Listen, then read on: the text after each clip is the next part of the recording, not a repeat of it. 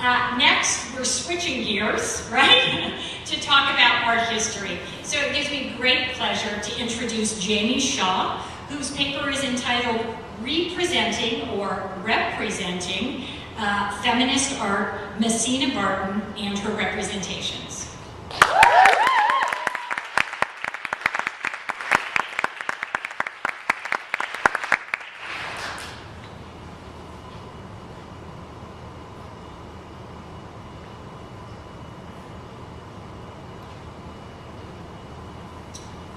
So, who was Macena Barton?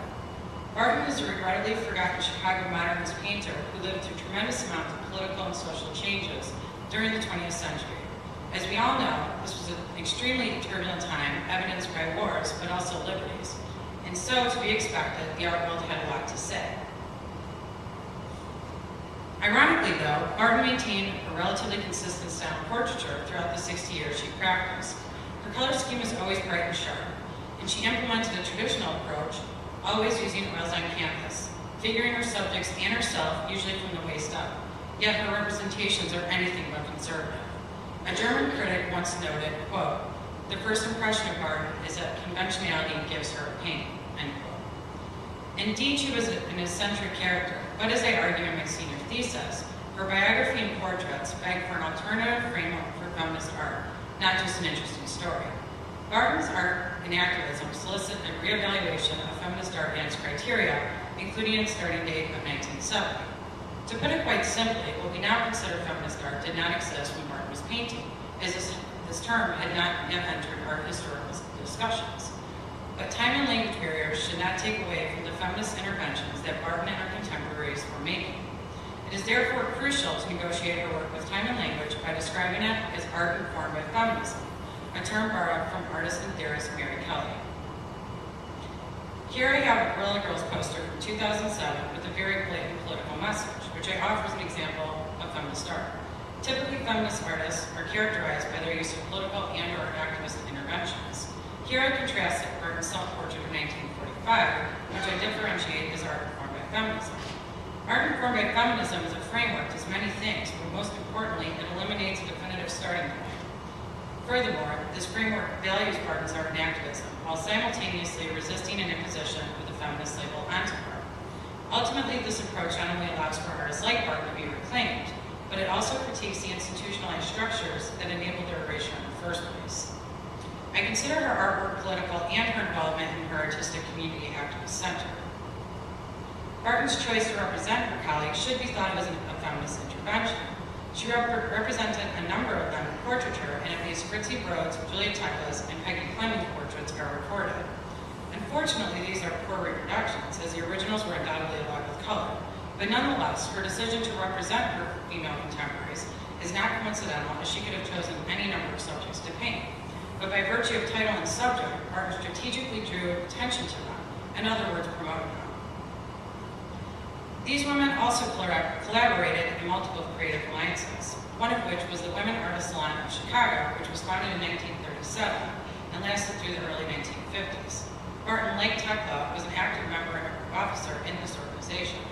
Professor Gardner Huggett's research on Tekla indicates that although this group did not overtly challenge patriarchal structures, quote, they did provide support, exhibition space, instruction, and models, all significant steps towards greater participation of women in the art world, end quote.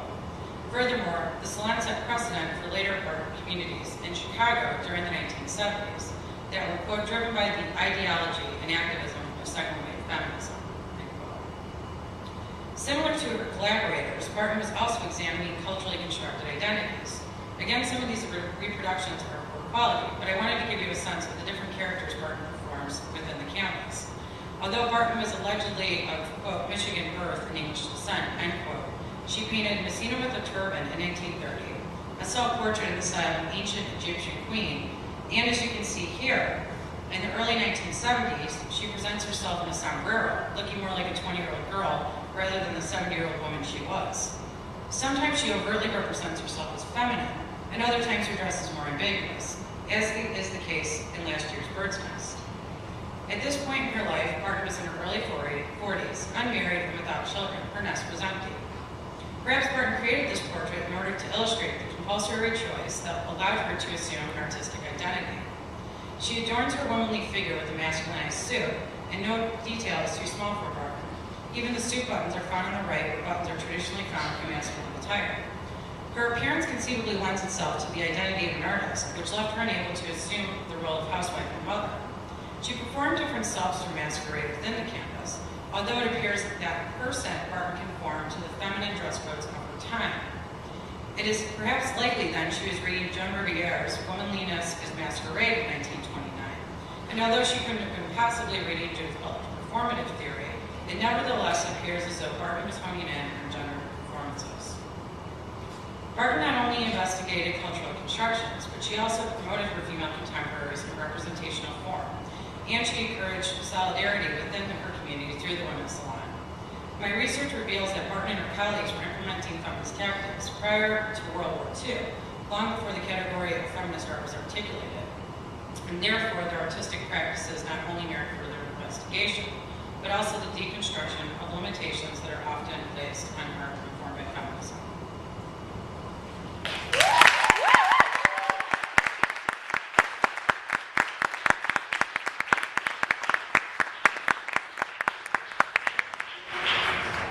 So you already get a sense of the range of these projects. I have to say, Jamie's engagement with this senior project was unparalleled. She would email me late at night about what she was doing, and I have suddenly become very interested in art history, something I knew absolutely nothing about before this quarter. So thanks, Jamie.